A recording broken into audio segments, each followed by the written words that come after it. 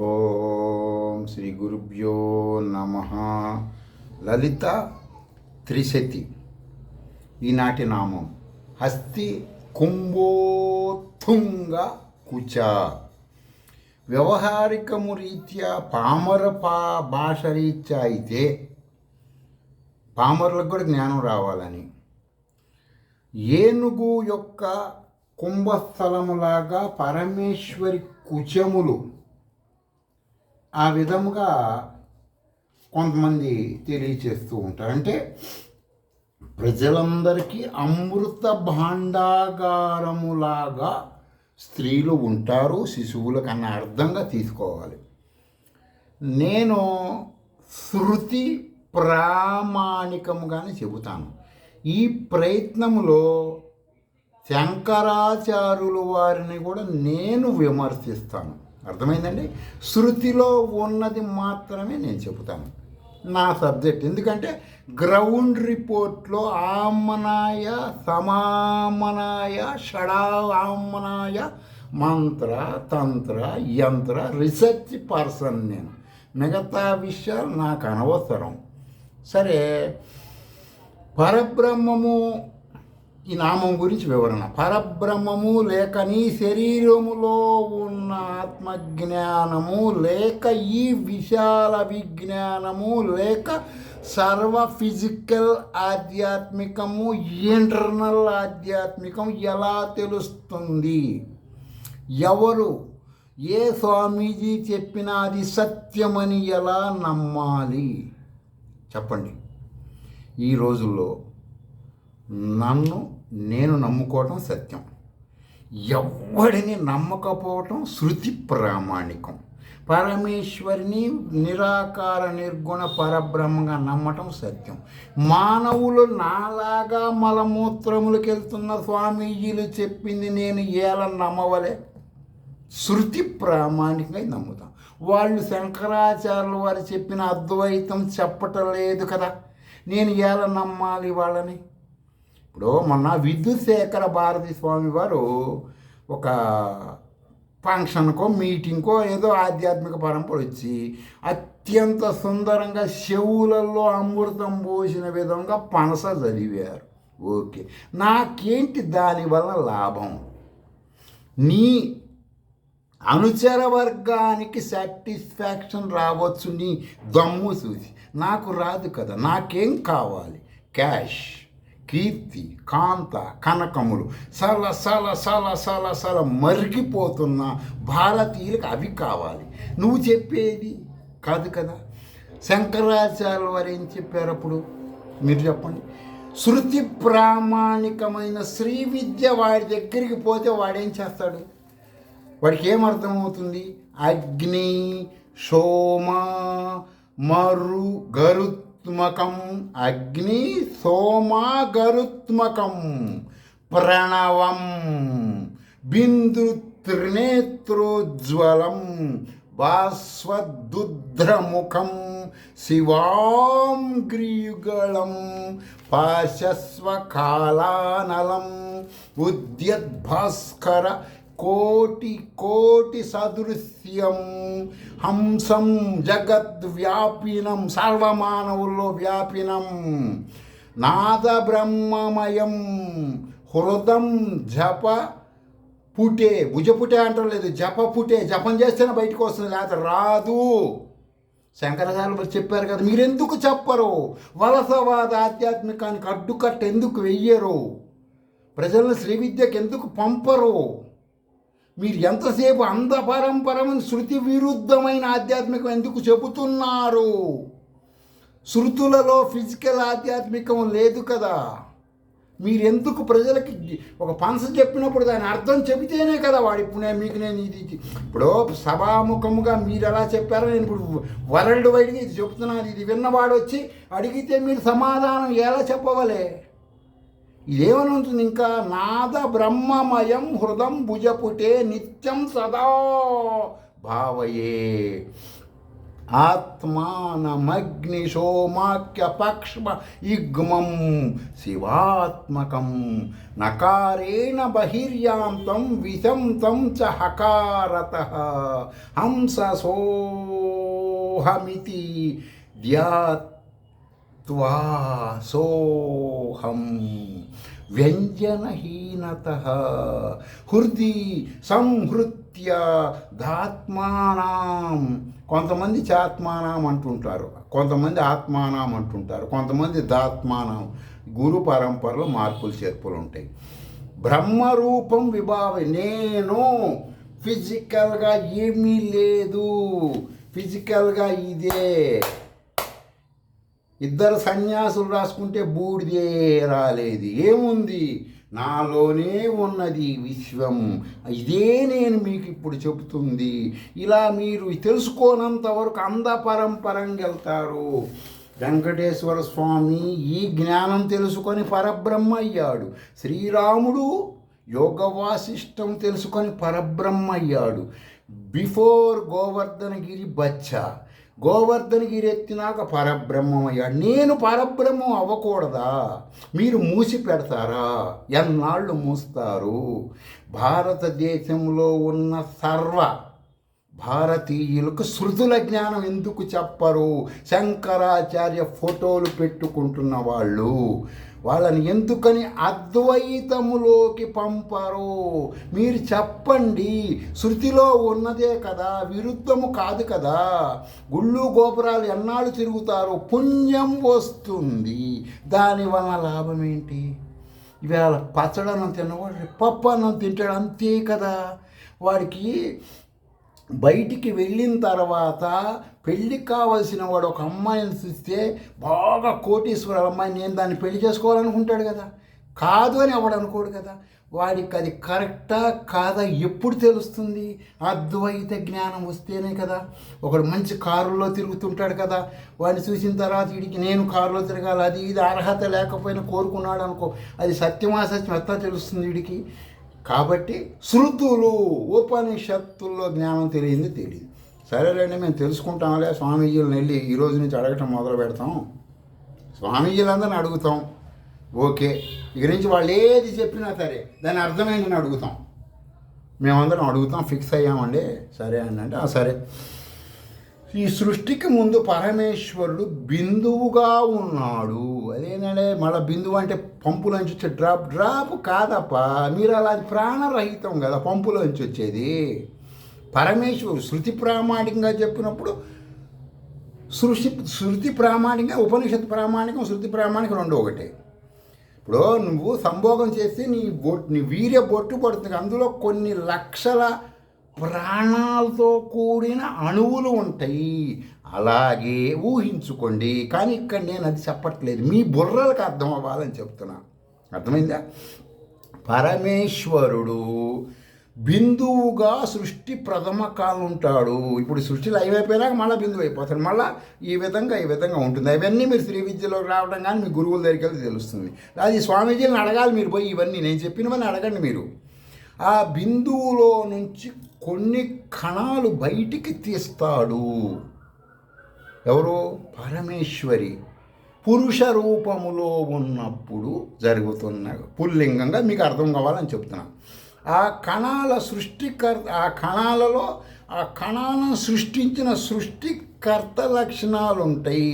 మీకు ఇందాకే చెప్పాను, వెంకటేశ్వరం పరబ్రహ్మం అని చెప్పానా? అంటే పరబ్రహ్మం నుంచి వచ్చినవాడు పరబ్రహ్మమే. నువ్వు పరబ్రహ్మమే, నేను పరబ్రహ్మమే కదా. ఇది మీరెందుకు ఒప్పుకోరు?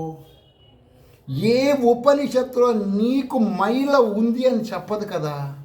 నువ్వు ఎందుకని అంత పరంపర ఆధ్యాత్మిక మాటలు వింటున్నావు? ఒక్క ఉపనిషత్తులో అయినా, ఒక్క శృతిలో అయినా మీరు గొంతుల మీద కత్తులు పెట్టి అడగండి వాళ్ళని. అయ్యా, ఏ ఉపనిషత్తులను మైలా మడి అంటూ ముట్టు ఉందా అని? లేదు అని వస్తుంది. మరి మీరు ఎందుకు అవన్నీ పాటిస్తున్నారు? బాల్యావస్థ వరకే పాటించాలి. వాళ్ళైనా అంతవరకే చెప్పాలి. అంతకుమించి చెబుతుంటే వాళ్ళకి తెలియదని అనుకోవాలి, వాళ్ళకి చెప్పటం ఇష్టం లేదని అనుకోవాలి. గుర్తుపెట్టుకోండి. సరే, ఈ వివరణలో మీకు పూర్తిగా మేమంటే మీరు చెప్తున్నారు సరే చూసుకుంటాం. లలిత సహస్రనామ భాష్యంలో అన్నీ ఉంటే చూసుకోండి. అది ఎవరిదో ఉంది, గుర్తు రావట్లే, చెప్తాను. ఈ ఒక కణము సృష్టి చేస్తుంది. ఇప్పుడు పరంబ్రహ్మంలోంచి వచ్చిన కణాలు ఒక కణము సృష్టి చేస్తుంది. ఒక కణం ఏం చేస్తుంది? ఈ జగత్తులో పాపులు అనబడే కొంతమంది వలసవాదులు పాపులు అంటారు కదా, పాపులు ఎవడు ఉండడు, ఇక్కడ పుణ్యాత్ములు పాపులు ఎవడు ఉండడు. ఎవడిదోడి అనుభవిస్తాం దుబ్బుకు పోవటమే పక్కకి. మళ్ళీ ఇదే పని అన్నమాట. మీరు ఈ పక్కనికి రమ్మని చెబుతున్నాను నేను. స్వామీజీలకు దండాలు పెడతాం మానుకున్న నాడే మీకు ఇది తెలుస్తుంది, ఇలా తెలియదు. మీ ఫోన్ ఉపయోగించి ఉపనిషత్తుల్లోకి వెళ్ళండి. ఈ జగత్తులో వారి కలమర రీత్యా రెండో కణం ప్రేరేపిస్తూ ఉంటుంది వాళ్ళలోకి వెళ్ళి. మూడో కణం ఏం చేస్తుందంటే వారి కర్మల రూపాలని అయిపోయినాక మొత్తాన్ని పీకలు కోసి అవతల వారేస్తుంది, లయం అంటారు దాన్ని. ఈ విధముగా మొత్తం ఉన్నటువంటి నాలుగో కణం కూడా ఉంటుందండి. 4 సృష్టించాడు ఆయన. సరే, 4వది వచ్చేసి ఈ త్రిమూర్తుల్ని త్రిశక్తుల్ని ఇలాంటి వాళ్ళని కూడా ఈ అవతల బారేస్తుంది. ఇది పరబ్రహ్మంలో చూసిన కణాలండు, విడిగా నేను మీరు కాదు. సరేలేండి, మరి మీరు చెప్పింది మేము ఎట్లా నమ్మాలంటే లలిత సహస్రనామ భాషలో ఉండి చూసుకోండి. ఏమని ఉంటుంది? సృష్టికర్త్రి బ్రహ్మ రూపిణి. ఇక్కడ సృష్టికర్త అనకుండా సృష్టికర్త్రి అన్నారు. పుల్లింగము కాకుండా స్త్రీలింగం. తర్వాత ఏమన్నారు? గోప్తి గోవింద రూపిణి, సంహారిణి రుద్ర రూప, తిరోధానకరేశ్వరి, సదాశివ అనుగ్రహద. నేను 5 చెప్పాను అన్నమాట. 5వది మళ్ళీ కొత్త కర్మల కోసం వచ్చేసి, ఇప్పుడు మీరేవో గుడికి వెళ్ళారు, దండాలు పెట్టారు, దశకాలు పెట్టారు, అన్నదానం ఇచ్చారు, పొట్లాలు ఇచ్చారు, రోడ్డు మీద బెగ్గర్స్ అందరికీ ఓకే. దానివల్ల ఏమొస్తుందంటే మీరు రాత్రి సపోజ్ పచ్చడేసి తిన్నారు, నాకు పొద్దున్నే ఇంకో 2-3 కూరలు వస్తాయి. అంతకుమించి ఏ బెనిఫిట్స్ ఉండవండి, నన్ను నమ్మండి. శృతి ప్రామాణికంగా అదే సత్యం. వెంకటేశ్వర అందరికి వెళ్ళారు, కిరీటం ఇచ్చారు, బాగా అన్నదానం చేశారు, 1 కోటి రూపాయలు బెనిఫిట్స్ ఇచ్చారు. ఇప్పుడు అనుభవిస్తున్న దానికంటే ఎక్కువ అనుభవిస్తారు. That's all. ఇది కాదు జీవితం. దీని కానిది ఏమిటో తెలుసుకోమంటున్నాను నేను. అదే శృతి, ఉపనిషత్తు. ఏ ఆధ్యాత్మిక ఏ భారతీయుడు మాట్లాడినా శాస్త్ర ప్రామాణికం అయి ఉండాలి. నేను చెప్పిన ఆవిడ చెప్పిన, లేకపోతే కుదరదు. అదేంటంటే అంటే శాస్త్రం అంటే ఏంటంటే శాసించేది. నేను మీతో మాడుతున్నాను, మీరు గట్టిగా శాస్త్రవశంగా చెబుతున్నా, మీరు ఎవరైనా వచ్చి ఇష్టం వచ్చినట్టు మాడితే అప్పుడు చట్టాలు ఒప్పుకోవు కదా. కానీ మీరు చెప్పింది దేని ప్రామాణికం అంటే ఫలానా ఉపనిషత్తు చూసుకో, దాని ప్రామాణికంగా చెప్పా. నీకు అనుమానంతో ఉపనిషత్తు చెప్పిన పరబ్రహ్మం దగ్గరికి వెళ్ళి అడుగు, నన్ను కాదు అడగాల్సింది. ఆయన చెప్పాడు, నేను చెప్పాను నీకు. ఏమని నువ్వు బాగుపడమని చెబుతున్నాను, అంతవరకు నీ ఇష్టం, అది నాకు అనవసర విషయం. ఆ శాస్త్రం చెప్పింది పరమేశ్వరుడు అనబడే ఆత్మజ్ఞాన సంపన్నుడు. అంటే ఏంటో అంటే అర్థమవుతుందా మీకు? నేను చెప్పింది అర్థమవుతుందా? శాస్త్రం చెప్పింది నువ్వేరా, నువ్వే, అది నువ్వే అయి ఉన్నావు. నీకు బుద్ధి లేదు, బుద్ధి ఉపయోగిస్తే నీ మెల్లో గొలుసుంది అని చెప్పి నువ్వు తెలుసుకోవటం లేదు. సామాన్యుడి ధర్మాలు మాటలకి, ఆత్మజ్ఞాని మాటలకి, ధర్మాలకి చాలా వ్యత్యాసం ఉంటుంది. మీరు శృతుల్లోకి వెళ్తే నీకు అర్థమవుతుంది, గుళ్ళు గోపురాలు తిరిగితే అర్థం కాదు. గుర్తుపెట్టుకోండి, శాస్త్రాలు 2 రకాలుగా ఉంటాయి. పామరులకి, పండితులకి. పండితులు అంటే ఆత్మజ్ఞానులు. వేదాలు చదువుకున్న వాళ్ళని నేను చెప్పట్లేదు, మీకు గుర్తుపెట్టుకోండి. బ్రాహ్మలు వేదాలు అని చెప్పట్లేదు. శృతిలో ఇవన్నీ ఉండవు, గుర్తుపెట్టుకోండి. 2 రకాలు ఉంటుందన్నమాట శాస్త్రం. వాటిల్లో ప్రాథమిక జ్ఞానం వస్తే కానీ ఆత్మజ్ఞానం రాదు. మీరు 2 శాస్త్రాల్లో ఏది శాస్త్రాలంటే రచయితలు పొట్టకూటి కోసం రాసే పుస్తకాలు కాదండి. ఇప్పుడు వాటి పేర్లు మీకు కొన్ని చెబుతా. వాటిల్లో ఉన్నది ప్రాథమిక జ్ఞానం వస్తే ఆత్మజ్ఞానం వస్తుంది. ఆత్మజ్ఞానం వస్తే జన్మరాహిత్యం వస్తుంది. జన్మరాహిత్యం అంటే ఏంటంటే జన్మించటం, మరణించటం, భయపడటం, శోకించటం ఉండదు. ఒక స్వామీజీ ఒక ప్రసంగం చెప్పాడు, ఒక పనసు చదివాడు, దాని అర్థం ఇంటర్నల్గా నీకు అర్థమైపోతుంది. అది అర్థం అవ్వాలని వాళ్ళకి చెప్తున్నా నేను. మీరు చెప్పాలి. శంకరాచార్య వారు చెప్పారు, మీరు ఒక పనస చెప్పారంటే దాని అర్థం చెప్పాలి, అంతే. అది శృతి ప్రామాణికం. రెండో మాట్లాడడానికి వీల్లేదు. మీకు టైం లేకపోతే మానుకోండి, అది నాకు అనవసర విషయం కదా. నీ పర్సనల్ విషయాలు మాకు అనవసరం. మాకు శృతుల్లో జ్ఞానం చెప్తే చెప్పండి, మేము వద్దంటలేదు. కానీ శృతి ప్రామాణిక చెప్పాలి. అది అర్థమైందా? సరే, చెప్తాములేండి, మేము అడుగుతూ ఉండండి. శాస్త్రాల గురించి చెప్పండి అంటే పౌరుషేయం, అపౌరుషేయం అనేటువంటివి 2 ఉంటాయండి. పౌరుషేయం అంటే ఏంటంటే ఇలాగా నాలాగా ఉన్న మానవుడు చెప్పినవి శుభ్రంగా తింటాం, పొద్దున్నే చెంబు తీసుకొని వెళ్తుంటారే వాళ్ళు, మీరు నేను. అంటే ఈ ప్రవచనకారులు కూడా వాళ్ళ కిందకి వస్తారు. వాళ్ళు మీలా నాలో ఆకాశం నుంచే ఊడిపడతలేదు కదండి, వీళ్ళు చదువుకున్నారు అంతే, అంతవరకు. వాళ్ళకి ప్రత్యేక విలువ ఎందుకు ఇవ్వాలి? ఆత్మజ్ఞానం చెప్పిన వాడికే ఈ విషయంలో విలువ ఉంటుంది, వేరే వాళ్ళకి ఉండదు. మీరు విలువ ఇస్తున్నారు అనవసరంగా వాళ్ళని, పెద్దవాళ్ళని కీర్తి కాంత కనకలు పెద్దవాళ్ళని చేస్తున్నారు. చెయ్యవాకండి, వాళ్ళ దండాలు పెట్టవాకండి. మిమ్మల్ని మీరు పెట్టుకోండి, మీ అమ్మ మీ నాన్నగా పెట్టండి, మీ పిల్లలను చూసుకోండి. వాళ్ళకి పెట్టేది ఏంటి? పులిహార అయితే వాళ్ళందరూ పుస్తకాల్లో ఉన్నది చెప్పే వాళ్ళకి దండాలు పెట్టేది ఏంటండి?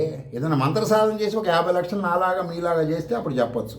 సరే, అత్యంత ప్రశాంతముగా త్రికరణ శుద్ధిగా శృతి ప్రామాణికంగా కూర్చొని ఉన్నప్పుడు అంతఃకరమున ఈ విశ్వ విజ్ఞానమడే జ్ఞానం తెలియటం, అది తెలిసినటువంటి వాళ్ళు చెప్పేది సత్యం. తెలియకపోతే అంటే దీని అర్థం ఏంటంటే పౌరుషం అపౌరుషం అంటే ఇప్పుడు వీళ్ళు చెబుతున్నారు కదా ప్రవచనాలు, శృతి విరుద్ధం, శృతుల్లో ఉండవు వీళ్ళ ఫీలింగ్స్. అంటే వీళ్ళంటే వీళ్ళకి ముందు వాళ్ళ ఫీలింగ్స్. ఇప్పుడు హనుమాన్ చాలీసా ఒక రేడియో లైన్ చెప్పాడు గత దశాబ్దం క్రితం. ఎక్కడ పట్టినా అదే గంటలుగా సోది ఇసుగు పుట్టేది. సరే ఏందిరా అసలు, నేను అప్పుడు ఆమ్నాయ మంత్ర అన్వేషం కదా, ఇడు ఊరికి ఇట్లా కుమ్ముతున్నాడు, ప్రజల్ని ముంచి లేపుతున్నాడు హనుమాన్ చాలీసులు అని ఎంక్వైరీ చేశాను. ఆయన గుంటూరు జిల్లాలో ఒక విలేజ్. వాళ్ళ అమ్మ వాళ్ళ నాన్న చిన్నప్పటి నుంచి రామాలయంకి వెళ్తాం ఈయన బాగా అలవాటు చేశాడు. ఈయన బాగా అలవాటు పడిపోయాడు. పెళ్ళి అయింది. సహజమేగా సంసారం చేయటం, మానవ లక్షణమేగా, మనమేం పరమాత్మ స్వరూపులం కాదుగా. సరే వెంటనే ఏం చేశాడు, పిల్లల్ని అన్నాడు. కొడుకు దేశ రక్షణకి వెళ్ళాడు. 71లో మనకి పాకిస్తాన్కి వార్ జరిగినప్పుడు వీళ్ళ అబ్బాయి మిస్సింగ్ ఈయన అనుకున్నాడు మిస్సింగ్ అని. అర్థమైందండి? గవర్నమెంట్ అనేది ఆల్రెడీ మాట్లాడుతుంది, పట్టుకున్నాను ఇడిపించడం, లేకపోతే ఈ లోపల ఉంటుంది, ఇవన్నీ జరుగుతున్నాయి. ఇది కంగారు పడిపోయి ఇతను అయిపోయి ఆయన గవగవ గుళ్ళోకి వెళ్తే హనుమంతుడు కనపడ్డాడంట. కనపడంగానే నేను ప్రజలందరినీ హనుమాన్ చాలీసులో ముంచి నీళ్ళలో లేపుతాను రోజుల తరబడి, మా అబ్బాయి గురించి నాకు తెలిస్తే అని శపథం చేసి ఇంటికి వచ్చాడంట. ఈలోపు గవర్నమెంట్ ఫోన్ చేసింది, మీ అబ్బాయి కూడా వస్తున్నాడు కంగారు పడవాకని. వెంటనే నా హనుమాన్ చాలీస మొదలుపెట్టాడు. శృతి విరుద్ధం, ఈయన ఫీలింగ్స్, ఈయనకు బిఫోర్ ఆయన ఫీలింగ్స్ ఇవి. ఏ ఉపనిషత్తులో అయినా ఉన్నదా? లేదు కదా. అంటే ప్రజలని జ్ఞానానికి పోనీయకుండా ఆయన ఫీలింగ్స్తో కట్టడి చేశాడు. మీరు ఇవి తెలుసుకోవాలి అంటే నేను విమర్శించట్లా. ప్రజలని జ్ఞానానికి పోయే ప్రయత్నముల్లో మీరు ఎవరు ఏది చెప్పినా, నేను చెప్పినా నమ్మదు. ఈ శృతి ప్రామాణికం కాదు తెలుసుకోవాలి, అది నేను చెప్పేది. మీకు అర్థమైందా? సరేలేండి, మేము తెలుసుకుంటాంలేండి అంటే సరే. ఇప్పుడు ఈ శాస్త్రంలో ఇప్పుడు వీళ్ళు అంధపారంపర ఆధ్యాత్మిక ప్రవచనకారులు వీళ్ళు ఫుల్ క్యాష్ పిక్కునే వాళ్ళందరూ చెరుకు తీగా ఉందని చెప్తారు కదా. ఎట్టా ఉందండి చెరుకు తీగా ఉందని మీరేదో చెప్తున్నారు కదా. అసలు మాకు చెరుకు తీపిదనం వచ్చిందని ఎట్లా గుర్తింపు? అది అపౌరుషేయం చెప్పింది. అర్థమైందండి? చెరుకులో తీపిదనం వీళ్ళందరూ చెప్పేది కాదు. చెరుకులో తీపితనం, బెల్లంలో తీయతనం, కానీ తేనెలో ఇవన్నీ అపౌరుషేయ వాక్కులు అంటారు. అవి మంత్రాల ద్వారా తెలుస్తాయి, విడిగా తెలియవు. కాపీ కొట్టుకుంటూ వస్తున్నాయి. వాడు చెప్పింది వీడు ఎత్తి రాస్తారు చూడండి, చూచి రాత అంటారు చూడండి, ఇది రాసి పక్కన చూచి రాస్తామే. అలా వీళ్ళందరూ కాపీ రైటింగు. వాడు రాసింది వీడు రాసినట్టు కొంచెం మసాలాలకు జీలకర్ర ధనియాలు ఇంకొంచెం ఎక్కువ కలిపి మసాలా కట్టి కరివేపాకు వేస్తే ఇంకా బాగుంటుంది, కొత్తిమీర ఇంకా ఈ టైపులో చెబుతున్నారు ప్రవచనాలు. ఇవి సత్యం కాదు. సర్లేండి మీరు చెప్పండి అంటే, సృష్టి ప్రారంభంలో సర్వమానవులకి గుట్టలు ఇప్పట్లాగా ఉండరండు. కర్మ మనువుతో కూడిన పంచభూతములు ఉంటాయి. వాళ్ళకి సృష్టి ప్రారంభంలో చెప్తాడు పరమేశ్వరుడు లేక పరమేశ్వరి అనబడి అపౌరుషేయం అంటారు. అంటే ఆ జ్ఞానం తెలిసిన వాళ్ళు దానిని సర్వమానవులకు అర్థం కావాలని మానవుల బుద్ధి బలం రీత్యా చెప్పిన జ్ఞానాలకు పేర్లు. ప్రాచీన కాలం ఇప్పుడు కాదండి, కృతయుగంలో సంగతులు నేను చెప్పేది. అప్పుడు చెప్పినటువంటి వాటిని మొత్తాన్ని యాడ్ చేసిన ఇప్పటిదాకా ఏమీ లేవండి. మొత్తం అవి స్మాష్. ఇప్పుడు జెన్యున్ పీస్ లేదు. జెన్యున్ పీస్ ఎట్లా తెలుస్తుంది? మంత్రసారం చేస్తే ఇంటర్నల్గా తెలిసింది, ఇలా తెలియదు. సరే, పురాణాల ప్రాపరముగా చెరుకులో ఉండే తీపిని వివరించటం ఒక పద్ధతి. న్యాయశాస్త్రం ద్వారా తీపి గురించి తెలియజేయటం ఒక పద్ధతి. మీమాంస, పూర్వ మీమాంస, ఉత్తర మీమాంస ద్వారా చెరుకులో ఉండే తీపి ఒక విధంగా ఉంటుంది. శిక్షాశాస్త్రము ద్వారా ఒక విధంగా ఉంటుంది. ఇది చెరుకులో తీపి ఎట్టొచ్చింది ఏంటనేది. ధర్మశాస్త్రం, శృతి ప్రామాణిక ధర్మశాస్త్రం రీత్యా ఒక విధంగా ఉంటుంది. కొంతమందికి కల్పసూత్రముల రీత్యా, వ్యాకరణము రీత్యా, ఇంకా కొద్ది జ్ఞానం ఎక్కువ ఉన్న వాళ్ళకి నిరుక్తము రీత్యా, చందోశాస్త్రం రీత్యా, ఖగోళ జ్యోతిష్యం రీత్యా ఈ చెరుకులో ఉండే తీపి వివరించడం జరిగింది. సరేనే, మాకు ఇంకా వివరంగా చెప్పండి. ఈ తీపి అసలు భారతీయులకి ఎట్ట తెలిసింది చెరుకులో తీపి ఉంటుందని ఇప్పుడు చెప్తున్నారు కదా. చెరుకు రసంలో అల్లం వేసుకొని తాగండి, కొబ్బరి పీస్ వేసుకొని తాగండి అని అంటే, వేదవ్యాసులు వారు బాగా మంచి సబ్జెక్ట్ కలిగిన ఆయన. అద్వైతం ప్రచారం చేశాడు. ఆయన పేరుతో ఉన్న పీఠాలలో అద్వైతం చెప్పకుండా మీరు గుళ్ళకి వెళ్ళండి, గోపురాలకు వెళ్ళండి అని చెబుతున్నారు. అర్థమైందా? ఆయన ఏం చెప్పాడంటే, ప్రజలకి భవిష్యత్ తరాలకు ఎట్లా చెప్పాలని ఆలోచించి వేదవ్యాసులు వారు 18 పురాణాలు, మళ్ళీ వాటికి తోకలుగా 18 ఉప పురాణాలు రాసి, వాటిని ఆయన రాసినవి ఇప్పుడు లేవు. అది ఆయన పేర్లు ఉన్నాయి. అర్థమైందండి? నేతి బీరకాయలో నెయ్యి ఎంత సహజమో వేదవ్యాసులు వారు రాసిన పురాణాల్లో అది అంతే సహజంగా భావించాలి మీరు. మందమతిని పోగొట్టి, నీలో ఉన్న మందమతి అనేది పోగొట్టి నువ్వు పరబ్రహ్మాన్ని చెప్పటానికి ఆ యొక్క జ్ఞానం తెలుసుకొని, శృతుల జ్ఞానం తెలుసుకున్నటువంటి ఆ మహానుభావుడు బుద్ధి తక్కువ మానవులకు చెప్పినటువంటిది పురాణాలు అంటారు. వాటిని కూడా ఇప్పుడున్న వాళ్ళు ఎత్తి వాళ్ళు చెప్పటమే ఎట్ట పడితే అట్లా చెబుతున్నారండి. ఎంత చండాలంగా చెబుతున్నాడు. పురాణముల ద్వారా కూడా పరబ్రహ్మ జ్ఞానం రావచ్చు, కానీ ఇప్పుడు రాదు. ఎందుకు రాదండి? పురాణాల ద్వారా పరబ్రహ్మ జ్ఞానం ఒక ఆయన చిడతలు పట్టుకొని వాయిస్తున్నాడంటే పొట్టకూటి కోసం చెబుతున్నారు. పురాణం చెప్పాలంటే వాడికి వేదానికి సంబంధించిన జ్ఞానం ఉండాలి. శ్రీ విద్యలో పూర్ణ దీక్ష అయి ఉండాలి. సర్గ, ప్రతిసర్గ, ఆ పురాణంలో చెప్పే వాళ్ళ వంశము, మన్మంత్రం అంటే ఇప్పుడు 2026లో ఉంటున్నాం కదా మనం. ఇప్పుడు వాడి గురించి విశ్వామిత్రుడి గురించి చెప్పినప్పుడు పలానా ఇప్పుడు మన తెలుగు ఉగాది సంవత్సరాలు వస్తాయి కదా, పలానా సంవత్సరం ఉండాలి. కలియుగ ప్రథమోపాధి జంబూదీపి అని చెబుతారు. మనమంతరం, వంశ చరిత్ర, ఈ 5 లక్షణాలు వివరించే శాస్త్రం పురాణం. నీ గురించి చెప్పేటప్పుడు 5 లక్షణాలు తెలియాలి వాళ్ళకి. రాని కొన్ని బుద్ధి కలిగిన వారికి పొట్టకూటి శాస్త్రం అయ్యింది అసహ్యకరంగా. అర్థమైందండి? సర్లేండి, మరి నేనే పరబ్రహ్మం అని చెప్పి మేము మర్చిపోతున్నాం కదా. మరి మాకు ఎట్లా ఏంటంటే, ఈ శాస్త్రంలో మరీ అత్యంత తక్కువ మంత్రశాస్త్రం మీద అస్సలు శ్రీ విద్యలోకి ఎంట్రన్స్ లేని వాళ్ళు ఏదో పురాణంగా చదువుకోవడం వలన ఈ జన్మలో ఉండదు, ఏదో ఒక జన్మలో కొంచెం లింకప్ అయ్యే అవకాశం ఉంటుంది. నేను ప్రామాణికంగా చెప్పను. ఆ మహానుభావుడి ఆశయం, మీరు వేదవ్యాసుల వారి ఆశయం ఏమైందని సెన్సార్సు నేను అది చెబితే అసహ్యంగా ఉంటుంది. ఇప్పుడున్న స్వామిజీలందరూ ఆ మహానుభావుడి ఫోటోని పెట్టి గురు పౌర్ణమి రోజు పూజలు చేస్తుంటారు, దండాలు పెడతారు, జిలేబీలు పంచుకుంటారు. ఆయన చెప్పింది ఆచరించట్ల. అద్వైతము భారతీయులకి చెప్పటం లేదు, ద్వైతము చెబుతున్నారు శంకరాచార్యుల వారి పేరు పెట్టుకున్న వాళ్ళందరూ. సరే అండి, మేము అది చూస్తాంలే, నెట్లోకి వెళ్ళంటే న్యాయశాస్త్రం అని ఉంటుంది. ఇప్పుడున్న కోర్టుల్లో అది కూడా దీనికి కాపీయే.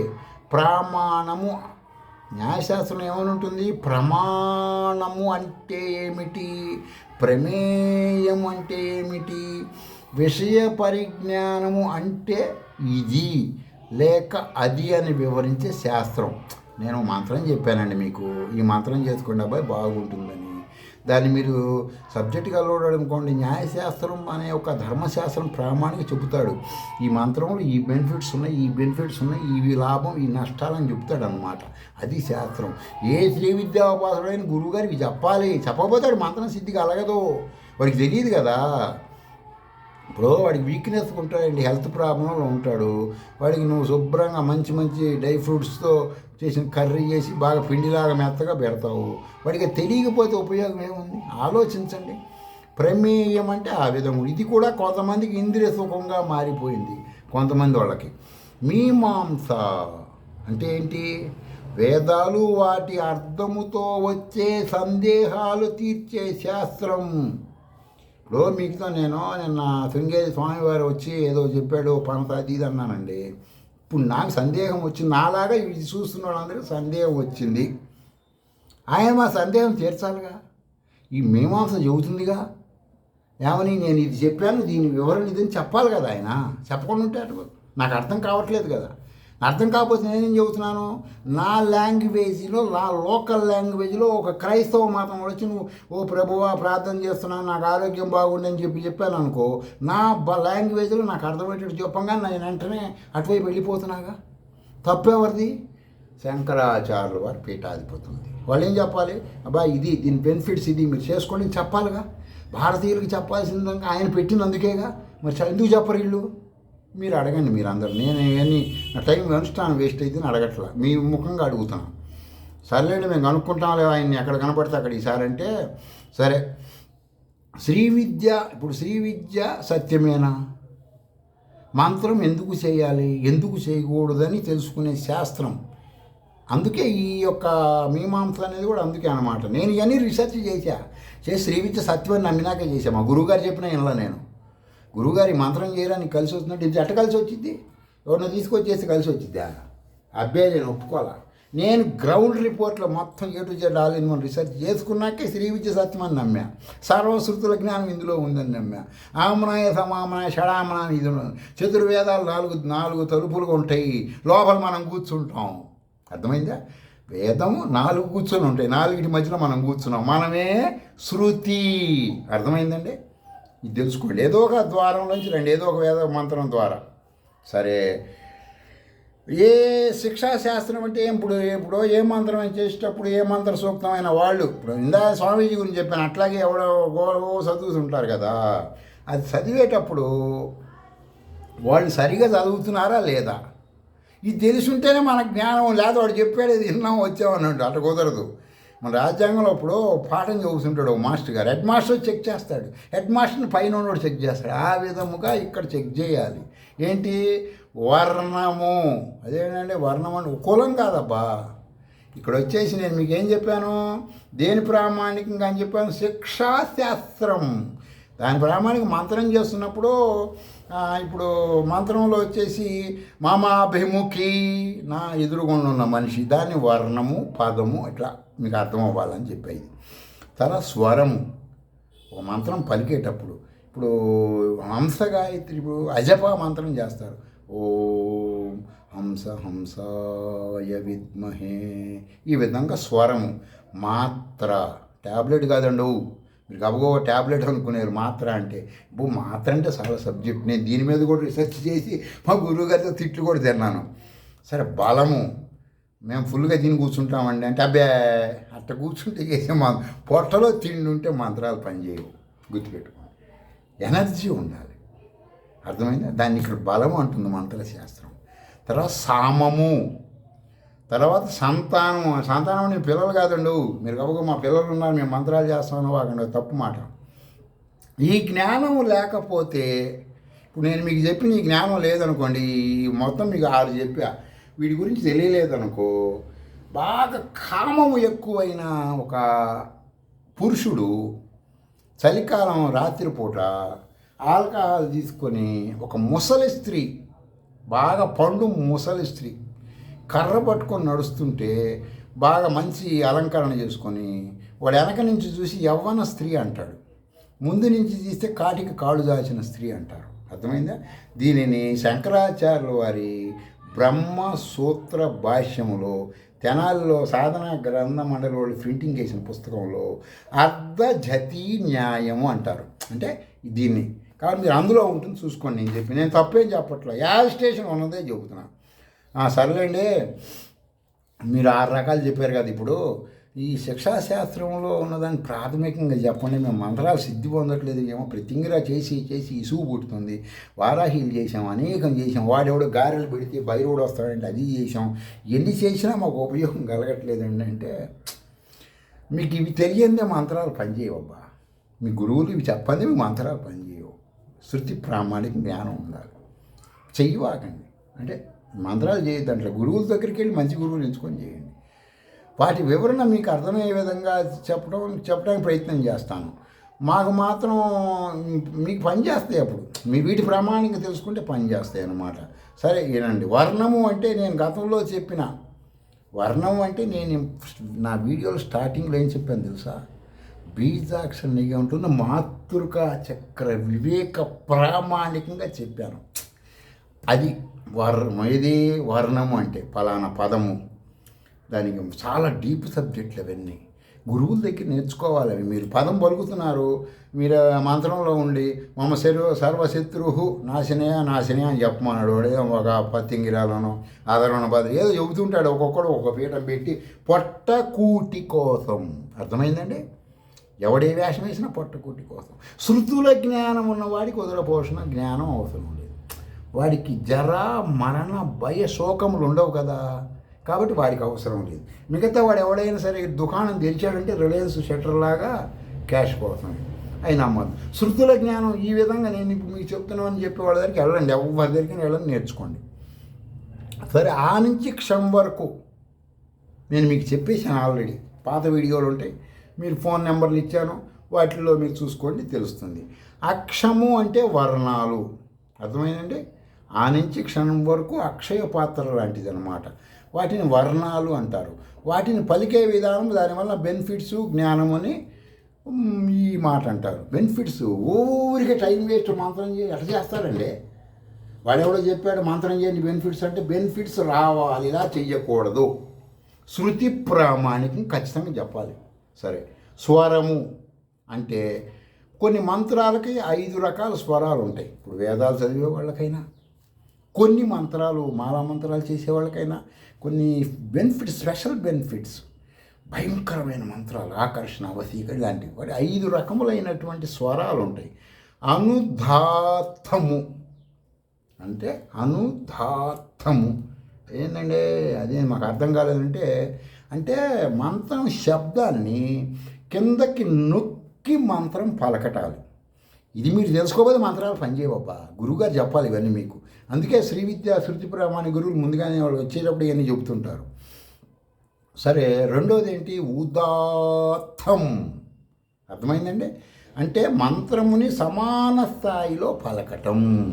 3 స్వరితం అంటే ఏంటండి? మంత్రమును పై స్థాయిలో పలకటం. అంటే ధూమ్ ధూమ్ ధూమ్ మృత్యుధూమే అలా పలకటం అన్నమాట. దీర్ఘస్వరితం అంటే దీర్ఘస్వరితం మంత్రము దీర్ఘముగా పై స్థాయిలో పలకటం. ఓం ధూమ్ ధూమ్ మృత్యుధూమే ధూమ్ ధూమ్ కాలధూమే. బాములు మంత్రం వణికిపోవాలి. ఆ మంత్రదేవత గసగస వణికిపోతున్నాము. ఈడెవడరా బాబాయ్, వీడు శృతి ప్రామాణిక మంత్రం చేస్తున్నాడు, మనం వెళ్ళకపోతే బాగుండేది, వెంటనే ల్యాండ్ అవ్వాలి. ప్లుతము అంటే ఏంటి? మంత్రాన్ని కిందకి మళ్ళీ పైకి మళ్ళీ కిందకి పలకటం. ఎట్టబడితే ఆడించమే. అది మన ఋషులు మనకి చెప్పినటువంటివండి. ఇవన్నీ పులిహోరగాళ్ళు గుళ్ళు గోపురాలు తిరగమంటే ఎట్ట వెళ్తామండి మేము? సమస్యే లేదు. మేము ఫోన్ ఉపయోగిస్తాం, ఇంటర్నెట్ ద్వారా శృతిలోకి వెళ్తాం. మా ఋషులు మంత్రద్రష్టలు మాకు చెప్పిన ఆధ్యాత్మిక చెప్పరా బిడ్డ అని జుట్టు పట్టుకొని అడుగుతాం, నేర్చుకుంటాం, ఆచరిస్తాం. అదే శ్రీ విద్య, అదే శృతి ప్రామాణిక మహామంత్రాలు. అర్థమైందండి? గుళ్ళు గోపురాలు కాదు. బాల్య వ్యవస్థకి ఎందుకు వెళ్ళాలి? దేవుడు ఉన్నాడని తెలియటానికి. పిల్లలు స్కూల్కి దేనికి పంపిస్తారు? వాడు అమ్మనా బూతులు తిట్టకుండా బయట జ్ఞానంగా ఉండటం కోసం. అది సబ్జెక్ట్. ఈ మొత్తం శ్రీ విద్యా గురువులు, వేదాచార్యులు త్రికరణ శుద్ధితో చెబితేనే తెలుస్తాయి. ఇక్కడ లింక్ ఉందండి. మళ్ళీ మీకు ఎందుకు చెప్పట్లేదంటే, వాళ్ళు చెప్పకపోవడానికి కారణం కూడా ఏంటంటే, మీరు బుద్ధిమంతులుగా ఆలోచించండి, బుద్ధిహీనులుగా ఆలోచించద్దు. మంత్రాలు పనిచేయకపోవడానికి కారణం అయిందండి, అర్జునుడికి అన్ని మంత్ర విద్యలు పనిచేసినాయి, ఏకలవుడికి పనిచేయాలి, పులిహారగాడు అయిపోయాడు కదా. కర్ణుడు శంష అయిపోయాడు కదా. ఏం సినిమాలో చూపించేది కాదు, ఘోరాది ఆడీడు ప్రభాస్కి మేకప్ లేసి ఈ కాదబ్బా. రియాలిటీగా చెప్పండి. నేటి దేశమాన కాలమాన పరిస్థితి గురువు గారిని సంతృప్తి పరచాలి. ఈ జ్ఞానం నేర్చుకున్నాడు కదా 20-30 సంవత్సరాలు పెళ్ళంతో సంసారం చేయకుండా, పిల్లల్ని పట్టించుకోకుండా, దేశాలు తిరిగి అవి తిరిగి ఇవి తిరిగి బాగా పరమేశ్వరుడు అనుకున్న స్టేజీకి వచ్చినప్పుడు ఆయనకి ఏముంది, అవసరాలేంటి, మంచి ఏంటి, చెడు, అయ్యా 2 అట్టిపళ్ళు 2 కొబ్బరి చెప్పులు పెడితే మీరు ఎలాగా నీసిరవతల పారేస్తాడు గురువు గారు. శృతి ప్రామాణిక గురువు, వాళ్ళకి అవసరం లేదు ఇవి, వాళ్ళకి నువ్వు ఇచ్చే అవసరం లేదబ్బా. వాళ్ళకి అందులో కలుషితం పెట్టలేదు, పురుగు మందులు కొట్టేవని కనపడతాయి వాళ్ళకి. మీరు ఏది తెస్తే అందులో అన్నీ చూస్తారు వాళ్ళు. కాబట్టి గురువుగారికి ఏది అవసరం అది గమనిస్తూ ఉంటేనే అర్జునుడు కనుక ద్రోణాచార్యుని చూసినట్టుగా మీకు శృతుల జ్ఞానం, శృతి మంత్ర జ్ఞానం వచ్చి దేవత మీ దగ్గర ల్యాండ్ అయ్యి లేకపోతే అవ్వదు. అందువల్ల చెప్పట్లేదని నేను అనుకుంటున్నాను. కాబట్టి విమర్శగా దాన్ని తీసుకోండి. సరేలేండి మేము తీసుకుంటాంలే. మీరు ఇందాక చెప్పిన దాంట్లో మాత్ర అని చెప్పారు కదా, ట్యాబ్లెట్ వేసుకో. ఏ ట్యాబ్లెట్ వేసుకోవాలి మంత్రం పనిచేయాలంటే? మంత్రం ఖచ్చితంగా పలికితేనే ఆ మంత్ర దేవత ల్యాండ్ అవుతుందబ్బా. నువ్వు ధ్యాన శ్లోకంలో పిలిచినా లేక వర్ణించినా రూపంలో రావటం లేక నీకు కనపడటం మాత్ర అంటారు. అర్థమైంది? ఆ దేవత నీకు ల్యాండ్ అవుతుంది. ఎలా పిలిస్తే ల్యాండ్ అవుతుంది? ఇందా నేను చెప్పాక ఒక శ్లోకం, ఆ ల్యాండ్ అవ్వాలంటే ఏంటంటే 250 లవములు. అదేంటండి, ఇప్పుడే మా గురువుగారికి నాకు దీని గురించి విరోధం వచ్చింది కూడా. ఆయన ఒక మంత్రం చెప్పాడండి నాకు, వనదుర్గ మహావిద్య చెప్పు. వనదుర్గ మహావిద్య పారాయణం చేయించేవాడు. అందులో వచ్చేసి పూర్వాంగం ఉత్తరాంగం అన్నీ నేర్పించాడు. ఓకే. ఆత్మవిద్య, మహావిద్య, శ్రీ విద్య, కామ సేవితరా. కాముడు అంటే పరబ్రహ్మ స్వరూపంరా పంచదశికి. ఆత్మవిద్య అంటే ఇది సరే నేను నేర్పించాను కదా, మహావిద్య అంటే ఇది చేసుకో. మహావిద్యలో వనదుర్గ మహావిద్య టాపురా అని ఆయన చెప్పి మధ్యలో వనదుర్గ మాత్రం చెప్పేవాడు. ఓం శ్రీం హ్రీం క్లీం దుమ్ ఉత్తిష్ట పురుషి కిం స్వపిషి భయం మే సముపస్థితం యది శక్యమశక్యం వాతన్మే భగవతి శమయ స్వామి. ఆయన చెప్తున్నప్పుడు నాకు సాటిస్ఫాక్షన్ అవ్వట్లేదండి, ఇక్కడ ఎక్కడో తేడా పడుతుందండి. ఏంటంటే తేడా కొట్టేది నువ్వు అది ఇది తెచ్చేది అట్ట కాదులేండి.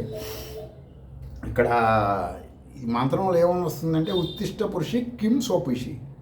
పిలిచామండి, ఎవరిని ఎల్లైనో పొల్లైనో పిలిచినట్టు పిలిచాం. ఉత్తిష్ట పురుషి అని పిలిచాం.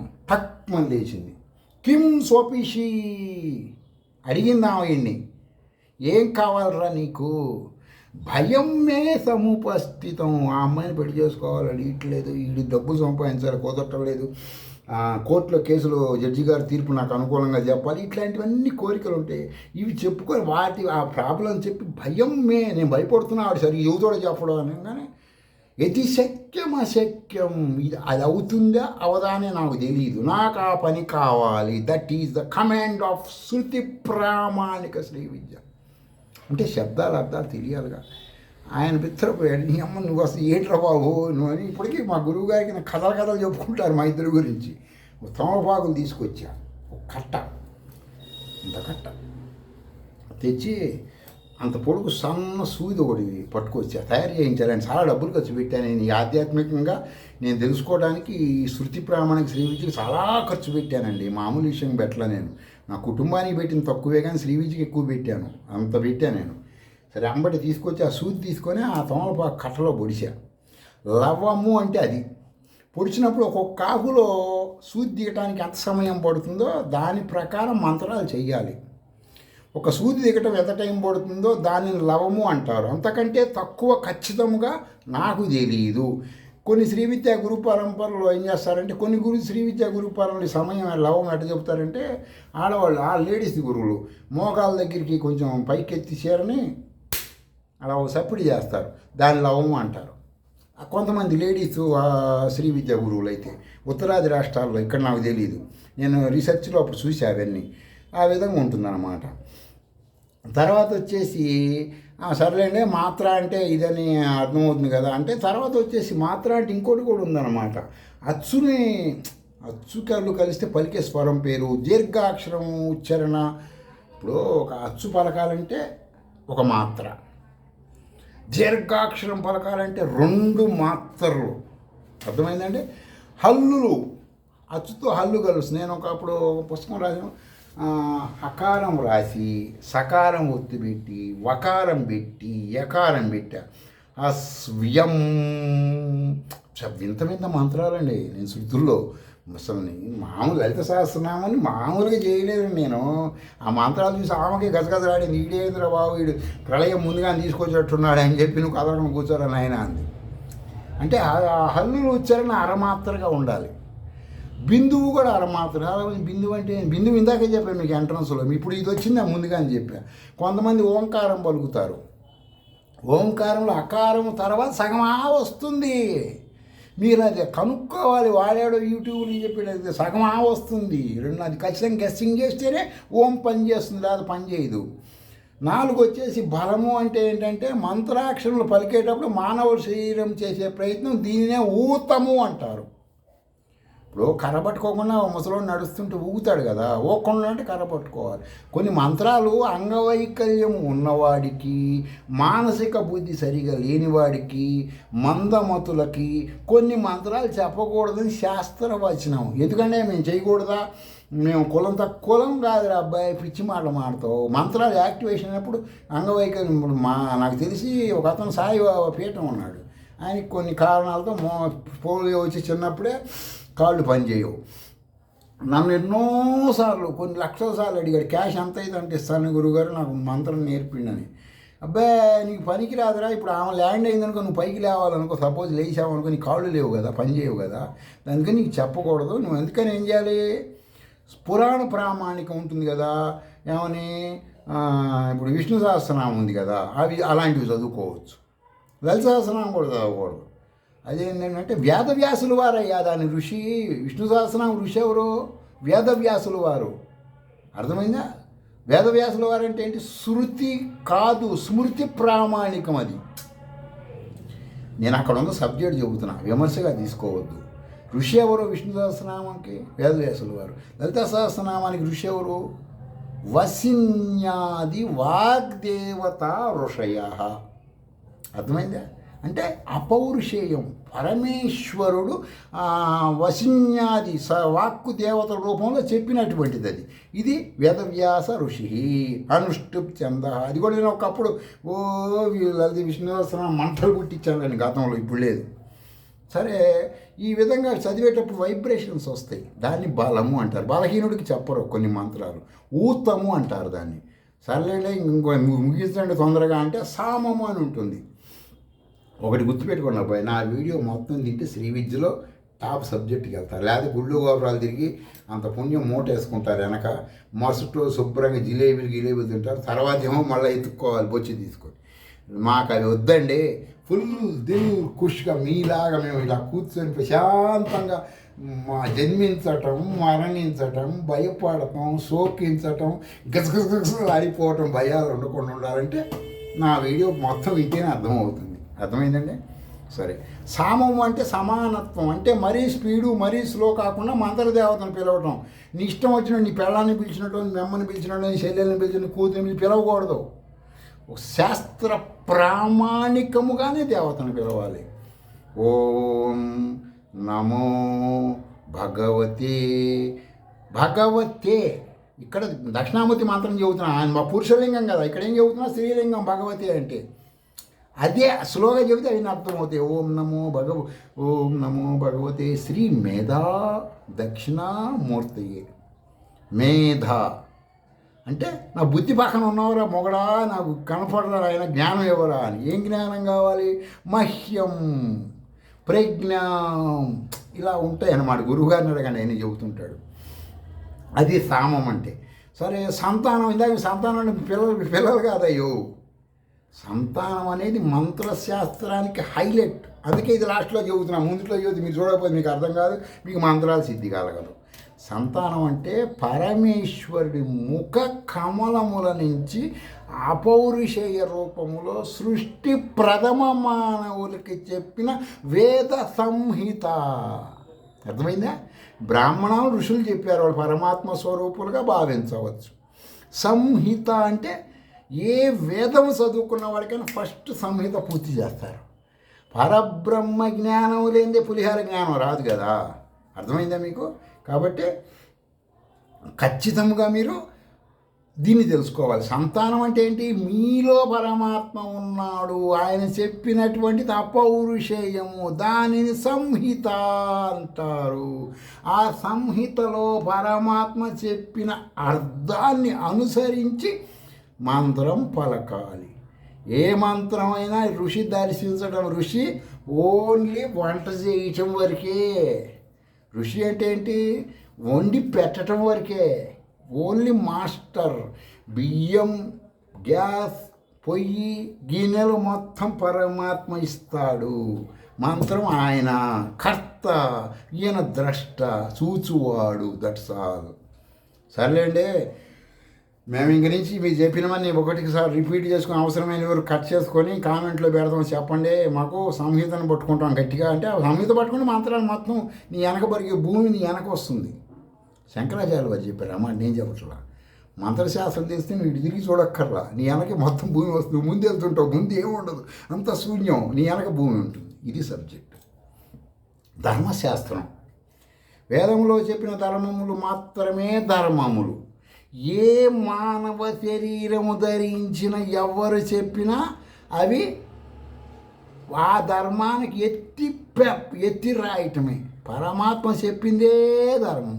హరిశ్చంద్రుడే సత్యం, రాముడే ధర్మరూపుడు, కృష్ణుడే పరమ. ఇది అంతే, రెండో మాటే లేదబ్బా.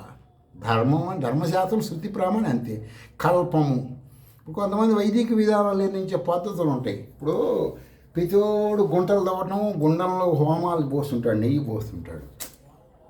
ఇక్కడ కల్పశాస్త్రం ప్రకారం చేయాలి. ఎంత లెంతలో గుండం కట్టాలి, ఎన్ని ఇటుక రాళ్ళు పెట్టాలి, ప్రతిోడు ఇల్లు కడితే తాపి మేసులు ఎందుకంటే. అందుకని చాలామంది బ్రాహ్మలు కానివాళ్ళు, అంటే బ్రాహ్మలు అంటే శృతి జ్ఞానం లేని వాళ్ళని బ్రాహ్మలు అంటున్నా. వేషాలు వేసుకునే వాళ్ళు అందరూ ఎవడు పడితే వాడు గుంటలో నెయ్యి పోస్తుంటాడు.